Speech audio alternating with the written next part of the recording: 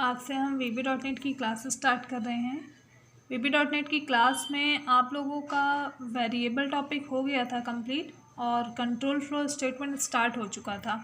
तो आज से हम कंट्रोल फ्लो स्टेटमेंट टॉपिक को ही स्टार्ट कर रहे हैं। जिन लोगों का नहीं हुआ था वो इसमें से आगे कंटिन्यू कर सकते हैं, ठीक है। तो यहाँ देखो आप लोगों को दिखाई दे रहा है कंट्रोल फ्लो स्टेटमेंट।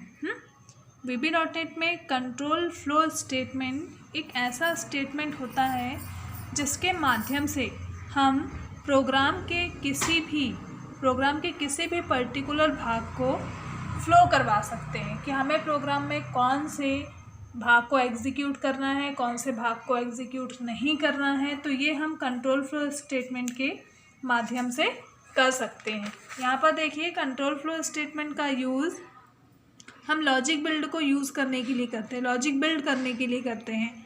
यहाँ पर कौन सा स्टेटमेंट हमें किस प्रकार से एग्जीक्यूट करना है, किस प्रकार से एग्जीक्यूट नहीं करना है। तो कंट्रोल फ्लो स्टेटमेंट हमारे प्रोग्राम के फ्लो को कंट्रोल करता है। इसमें दो प्रकार के स्टेटमेंट होते हैं, जैसे कि आपको दिखाई दे रहा है। पहला है कंडीशनल स्टेटमेंट और दूसरा है लूपिंग स्टेटमेंट। कंडीशनल स्टेटमेंट के अंतर्गत आपको यहाँ पर 5 प्रकार के स्टेटमेंट दिखाई दे रहे हैं। पहला है सिंपल इफ स्टेटमेंट, दूसरा इफ एल्स स्टेटमेंट, तीसरा है सेलेक्ट केस स्टेटमेंट, चौथा नेस्टेड इफ स्टेटमेंट और पांचवा है एल्स इफ लेडर स्टेटमेंट।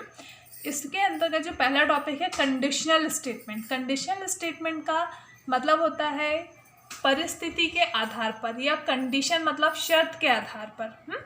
इसमें ये जो 5 प्रकार के स्टेटमेंट आपको दिखाई दे रहे हैं, इसमें हम किसी भी प्रकार की कंडीशन को प्रोग्राम में चेक करवाते हैं और उसके आधार पर हम प्रोग्राम के पर्टिकुलर किसी ब्लॉक या स्टेटमेंट को एग्जीक्यूट करवाते हैं। तो कंडीशनल स्टेटमेंट के अंतर्गत ये 5 प्रकार के स्टेटमेंट आते हैं। इसी प्रकार होता है लूपिंग स्टेटमेंट। लूपिंग स्टेटमेंट के अंतर्गत आप लोगों को यहाँ पर 4 प्रकार के स्टेटमेंट दिखाई दे रहे हैं। पहले हम जानते हैं कि लूपिंग स्टेटमेंट क्या होता है। लूपिंग का मतलब होता है चक्र। लूप का मतलब क्या होता है?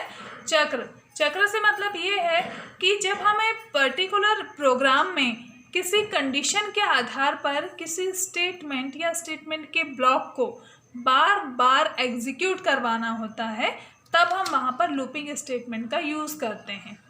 जैसे हम कह सकते हैं, जैसे घड़ी में डेली 12 बजते हैं, है ना।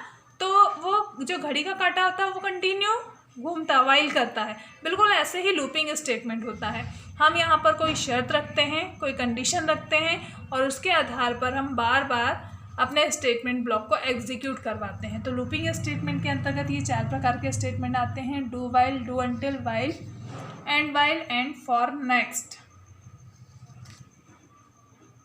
इसके बाद हम कंडीशनल स्टेटमेंट में सिंपल इफ स्टेटमेंट क्या होता है, इसे हम देखेंगे आगे आने वाले वीडियो में, मतलब कि कल।